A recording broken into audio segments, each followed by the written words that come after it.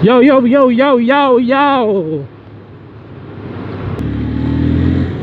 Oke, halo semuanya, balik lagi di channel M Fikri Motovlog.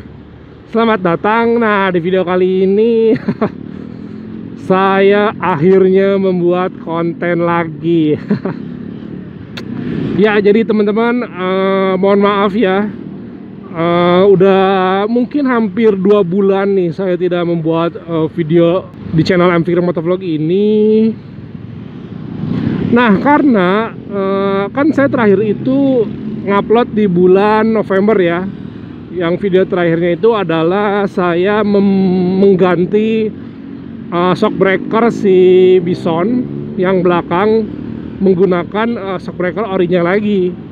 Nah, kan terakhir si Bison itu menggunakan monoshock yang Scarlett ya, yang warna kuning. Nah, teman-teman bisa lihat aja videonya di ujung kanan atas.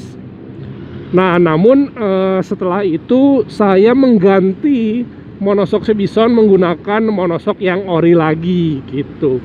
Ya, karena memang setelah dicoba ya, monoshock ori itu lebih nyaman. Karena yang Scarlett memang agak sedikit bisa dibilang keras ya. Ya, jadinya saya balik lagi ke monoshock originalnya si Bison seperti itu. Oke teman-teman, di video kali ini saya lagi menuju kantor nih ya. Kebetulan saya pergi ke kantornya ini agak nyantai gitu. Dalam artian saya bisa berangkat lebih pagi sehingga keburu untuk ngevlog gitu. Oh ya, saya ingin cerita sebelumnya ya. Jadi sekarang tuh adalah hari Senin ya, hari Senin di tahun 2021. Kemarin hari Minggunya itu saya San Mori bersama kedua teman saya, dan saya pun saat itu ngevlog. Taunya audionya itu nggak kedengeran sama sekali teman-teman. Ya, alhasil video yang kemarin di tag nggak bisa saya edit, dan ya udah deh, saya mencoba untuk ngevlog lagi kali ini ya. Semoga sekarang audionya jelas dan gambarnya juga jelas gitu ya. Seperti itu teman-teman. Nah, di video kali ini sembari menuju kantor, mungkin kita akan menghabiskan waktu sekitar 20-25 menit ya untuk menuju kantor. Saya ingin membahas salah satu motor yang sekarang lagi hits ya, dan banyak juga nih di YouTube yang membuat video tentang motor ini, yaitu Honda CBR 150 ya, yang terbaru nih. Jadi Honda melalui PT Astra Honda Motor melaunching sebuah motor ya, yaitu CBR 150. Ini tuh merupakan generasi kalau nggak salah ke-6 sih ya, karena motor CBR yang pertama datang di Indonesia tuh CBR 150 yang ini generasi pertama kan. Terus setelah itu generasi kedua yang lampunya tunggal seperti ini. Yang kedua yang lampunya 2 ya, model CBR 1000. Terus selanjutnya itu yang ketiga. Terus yang generasi keempat seperti ini. Terus generasi kelima yang kemarin sedikit facelift ya, sebelum generasi yang terbaru ini. Dan sekarang generasi yang keenam adalah yang katanya mirip dengan Honda CBR 250, yaitu kakaknya sendiri. Nah, mungkin di video kali ini saya akan membahas apa aja sih yang baru ya dari motor Honda CBR 150 ini. Oke, yang pertama, Honda CBR 150 yang terbaru ini memiliki desain yang baru ya. Baru dalam artian dari versi sebelumnya. Jadi dari segi desain, bagian depan, bagian samping, terus bagian belakang itu baru. Nah, namun meskipun dikatakan desainnya baru ya dari Honda CBR 150 sebelumnya, tapi desainnya ini menganut, bisa dibilang persis mirip dengan kakaknya, yaitu CBR 250. Namun ternyata setelah diteliti lebih detail lagi, ada beberapa perbedaan CBR 150 ini dengan CBR 250, yaitu kakaknya itu. Oke, kalau misalkan dari bagian depan ya, itu kalau lihat sekilas memang mirip sih ya, bisa dibilang mirip banget kalau untuk bagian depan ya. Bahkan ketika CBR 250 ini lampu sennya menyatu dengan lampu di RL-nya. Yang CBR 150 ini pun seperti itu gitu. Jadi dia ketika lagi biasa berfungsi sebagai lampu di RL warna putih, dan ketika kita menggunakan lampu sen, si warna putih itu akan berkedip berubah menjadi lampu sen ya, atau warna kuning gitu. Terus kita lari ke speedometer mungkin ya. Nah, kalau speedometer sih masih mirip dengan generasi sebelumnya, namun ketika diteliti lagi, perbedaannya itu terletak di grafisnya ya, atau di gambar yang ada di speedometernya itu lebih racing kalau menurut saya ya, daripada versi sebelumnya. Nah, terus untuk bagian belakang ya, atau lampu rem, itu lampu remnya bisa dibilang mirip juga ya, seperti bertumpuk gitu sama dengan kakaknya. Nah, namun cover belakang sampingnya itu ternyata beda nih teman-teman. Kalau misalnya CBR 250 cover belakangnya itu seperti ini ya, kelihatan kan ada lubang di kiri kanannya. Nah, kalau untuk yang versi 150-nya ini nggak ada lubangnya nih teman-teman. Dan kalau dibandingkan dengan versi sebelumnya itu, cover belakangnya ini lebih lebar, jadi meruncing dan lebih lebar. Jadi kurang lebih desainnya seperti itu. Nah, untuk sekarang kita lari ke upside down-nya nih ya. Kalau untuk masalah upside down, akhirnya Honda mengeluarkan motor 150 cc dengan menggunakan USD. Karena sebelumnya Yamaha udah ngeluarin duluan ya melalui R15 V3-nya. Terus Suzuki mengeluarkan GSX tapi masih belum menggunakan USD. Dan CBR itu sempat kemarin ya, ketika melakukan refreshment minor dari generasi sebelumnya itu, ternyata masih menggunakan teleskopik, namun dengan adjustable ya, jadi bisa disetting. Nah, sekarang nih yang CBR all new ini dia sudah menggunakan upside down, dan tidak main-main, dia mereknya itu adalah Showa ya. Dan ternyata shockbreakernya ini lebih canggih nih ya, fiturnya itu atau teknologinya itu lebih tinggi daripada kakaknya yang CBR 250. Karena USD yang digunakan oleh CBR 150 ini mempunyai teknologi apa ya namanya, saya lupa nih, saya akan tuliskan saja di sini. Nah, di mana USD ini sama dengan USD yang digunakan oleh Kawasaki ZX25R ya, yang lagi ramai juga sekarang, yaitu Kawasaki 250cc dengan 4 silinder. Terus kita bahas di knalpot ya, di knalpot.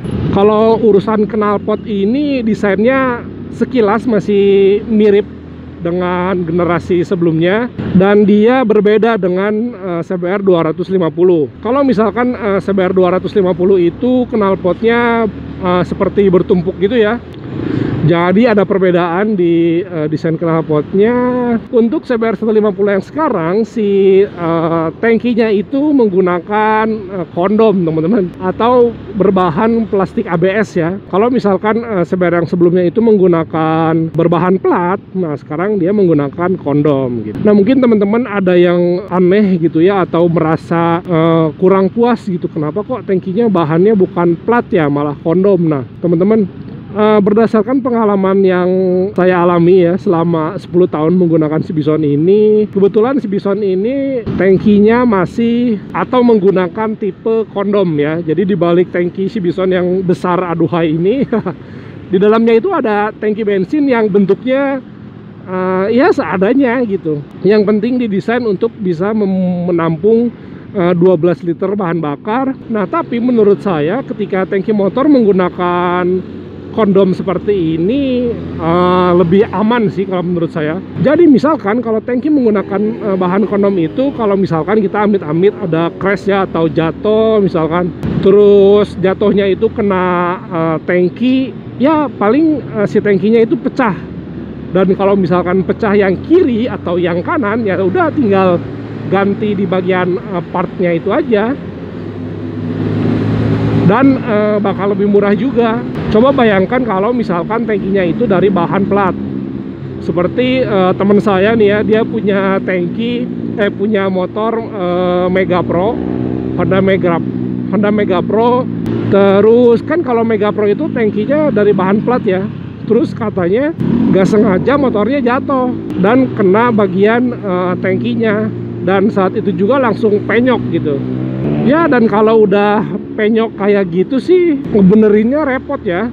Pertama mungkin harus diketok dulu tuh, dibenerin. Dan kalau udah dibenerin kan otomatis nanti merusak catnya tuh ya. Ketika merusak catnya ya harus di-repaint ulang gitu. Dan di-repaint ulangnya nggak bisa sebagian itu aja, dan harus semuanya gitu. Terus oh ya, kalau misalkan dari sektor mesinnya di CBR 150 ini katanya mesinnya masih sama banget sama yang sebelumnya ya. Jadi basicnya masih sama dengan yang sebelumnya, namun ditambahkan fitur assist and slipper clutch ya, yang membuat perpindahan gigi menjadi halus, terus mengurangi slip ya. Oh ya, yang menarik saat launcingan CBR 150 ini, nggak sedikit netizen yang berkomentar kalau misalkan kok motornya mirip banget sama kakaknya gitu ya, desainnya plek banget gitu. Terus saya baca juga ada yang komentar, wah ini desainer Honda katanya kekurangan ide gitu. Menarik juga ya komentar dari netizen ini. Dan tapi ternyata teman-teman, Honda melakukan hal tersebut bukan untuk pertama kalinya. Jadi di generasi CBR sebelumnya itu, kalau nggak salah di 2 generasi CBR itu desainnya mirip nih ya. Pertama CBR 150 dan 250 yang generasi ini. Teman-teman bisa lihat ya, desainnya itu mirip. Mulai dari desain depan, samping, terus bagian belakangnya juga. Bahkan bentuk knalpotnya juga mirip sih kalau menurut saya ya. Cuman bedanya 250 itu lebih panjang gitu, namun yang 150 dia lebih pendek knalpotnya. Tapi bahasa desainnya itu sama gitu. Terus untuk generasi yang ini, yang lampunya 2. Ini juga untuk generasi yang 150 dan 250 cc nya itu mirip teman-teman. Jadi jangan aneh gitu ya ketika Honda sekarang mengeluarkan CBR yang desainnya mirip gitu. Karena itu sudah bisa dibilang tren sih ya, yang udah dilakukan oleh Honda. Nah setelah saya amati, kok perasaan sekarang tuh rame banget gitu ya respon dari netizennya. Ya ternyata karena zaman dulu itu belum ada sosial media ya.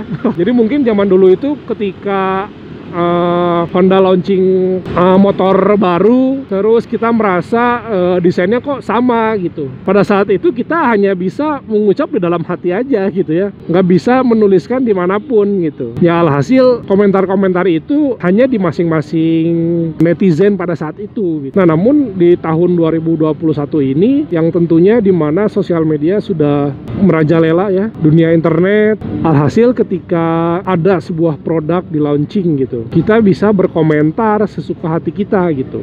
Kita bisa berkomentar sesuai dengan apa yang ingin kita katakan gitu. Nah makanya sekarang kelihatannya tuh heboh gitu ya. Ya karena itu tadi sih kalau menurut saya. Oke teman-teman, mungkin sekian dulu video kali ini. Makasih untuk teman-teman yang udah nonton channel M Fikri Motovlog. Makasih banyak. Kalau misalkan teman-teman ada yang ingin ditanyakan, jangan lupa komen aja di kolom komentar ya, atau bisa DM melalui Instagram. Oke, sekian video kali ini. See you di video selanjutnya. Bye-bye.